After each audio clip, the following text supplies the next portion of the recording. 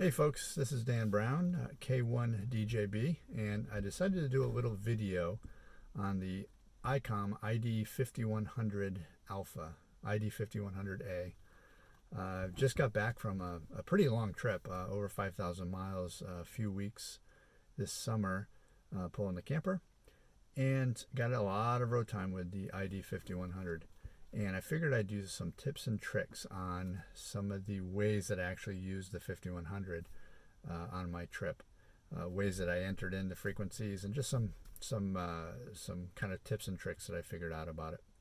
So let me reposition the camera. I'll show you some of these options.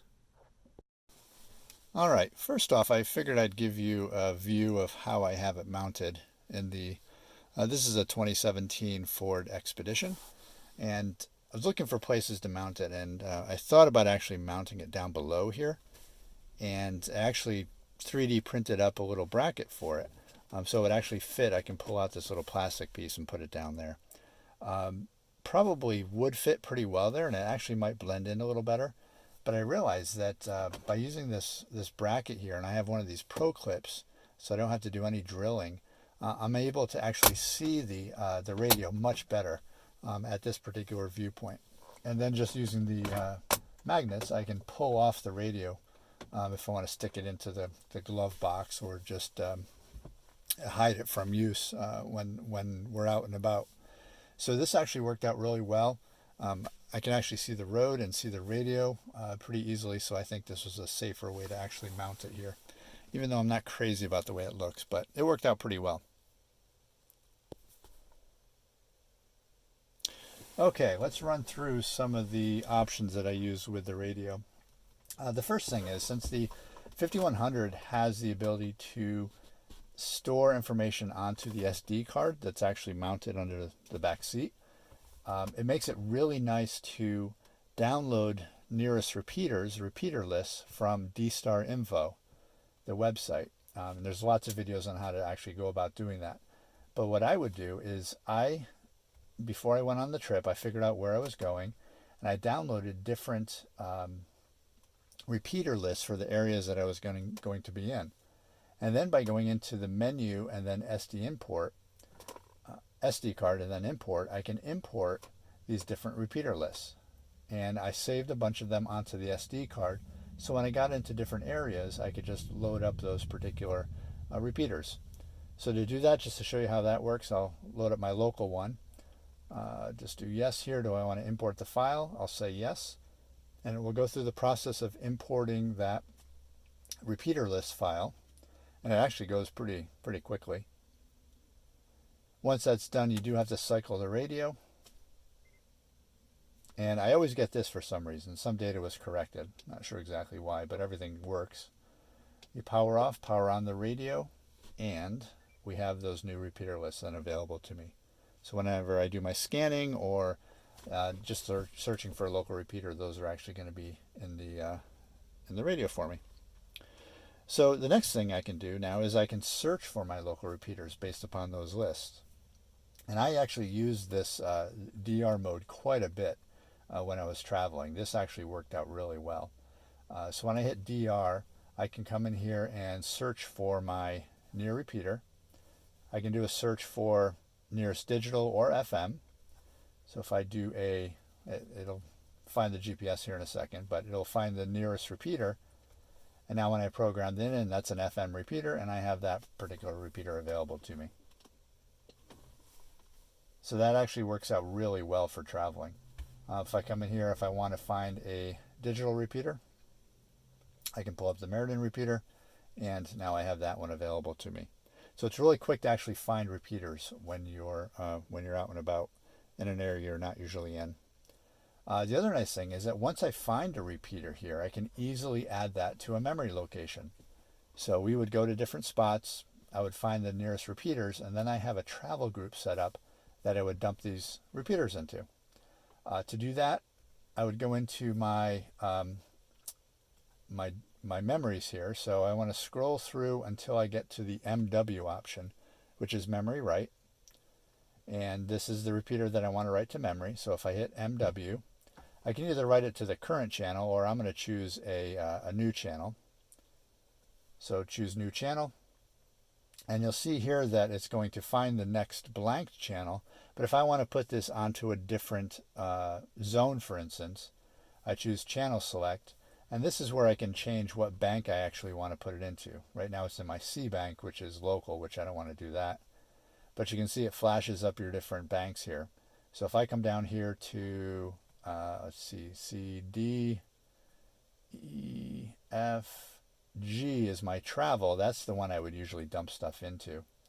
So I can come in here and say I want to dump that into G03. Tap on that. You'll see it chooses it. And then all I have to do is hit write it to a blank channel, yes. And now I have that in one of my memories. So now if I get out of my DR mode, I go back into that particular bank. I'll come down to my travel bank, and I should see that Meriden CQ station on G03. So it's really quick to add, and I can do that with either digital channels or FM channels. That works well. The other thing I would do is if I'm in an area and I don't know what is actually on the repeaters, or I don't know which repeaters are very active, the scanning function worked really well for that. When I go into scan here, I have the ability, like you're probably used to using, I can scan my different zones in here very easily. But one of the nice things about the DR mode is if I go into DR, choose the bottom frequency here.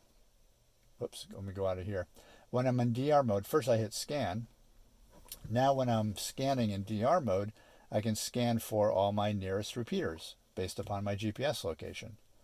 So for instance, if I want to scan all frequencies, I just hit that, and based upon my current GPS location, it'll choose the nearest repeaters and start scanning through each one of those. And that actually worked out really well when I was traveling. Then I could find out which repeaters were active, and then I might want to take those and program them into memory. So that worked out really well. And as I was playing around with scan, I found out there's a bunch of other options available to me for scanning as well. When you hit scan here, it will list out all the different repeaters that you have available to you. But what's cool here is if I come into, let's see, one of these local options here, let's pull up scan. Let's see. I'm going to get out of DR mode here. And if I choose up scan, so I have this particular, so say I found a frequency that I want to use. I'm going to pull up a local one here that I know actually works. So I'll do local, we'll just choose our local West Haven repeater here. If I choose scan, if I go down to the bottom of the list, there's a couple things I found out. I can actually scan for an offset for the repeater. So see there's this dupe option here. And if I choose dupe here, what's going to happen is it's going to scan for what the offset is, and then if there was any traffic on here, it would give me an idea of what that particular offset was. So if it was a repeater that I didn't know too much about, it actually would allow me to scan that particular repeater for that.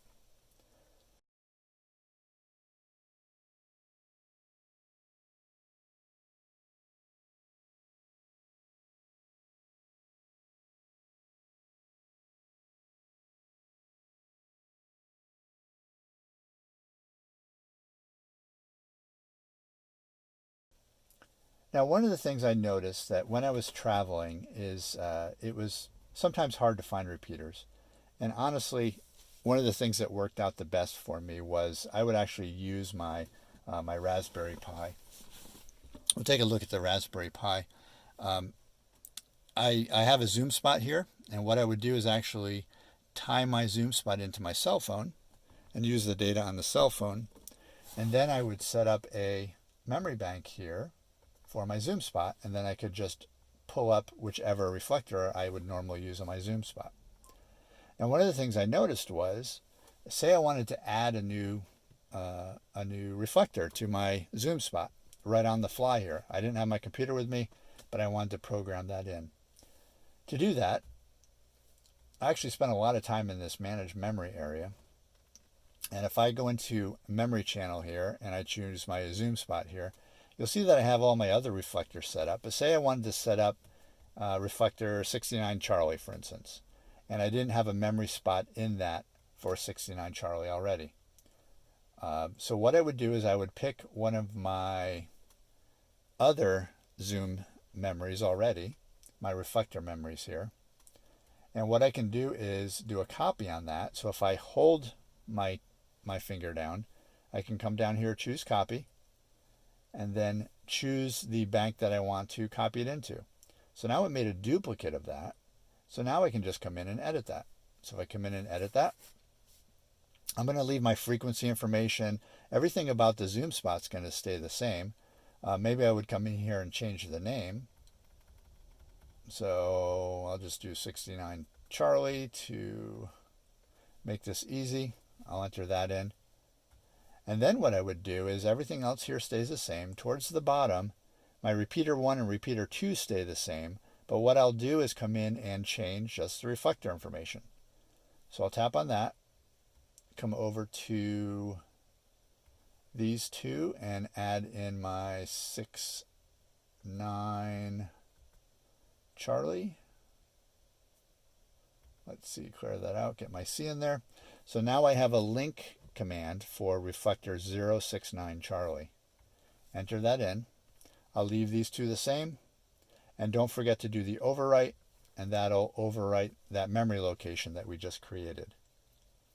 So now I have this memory location, 69 Charlie, that actually will work with my particular zoom spot. Then you'll see if I come back out of here to my main screen, I choose the zoom spot bank, and then the one we just entered in was, 24, so 69 Charlie. And that will actually work well for that. So that was a good way to actually enter in information on the fly. And then let's take a look, one last thing here. I'm going to go into the menu, and again, the Manage Memory area. Spent a lot of time in here. This actually worked out well for saving information into the memory of the radio and editing things if I didn't quite get them right. You know, it's easy to come in here. This is one that I entered in before. I can delete them if I want to. I can add memory channels in here, and it was just a quick way of doing that. So for instance, say I had a new frequency that I want to enter in here, say a repeater that I found. I would use the Repeater Book app or the RFinder app on my phone, look for some nearest repeaters, and say I found a repeater that I wanted to enter in here. So we'll just call this one, I'm going to do my local West Haven one again as an example. I can give it a name. I'm going to come down here, give it a frequency.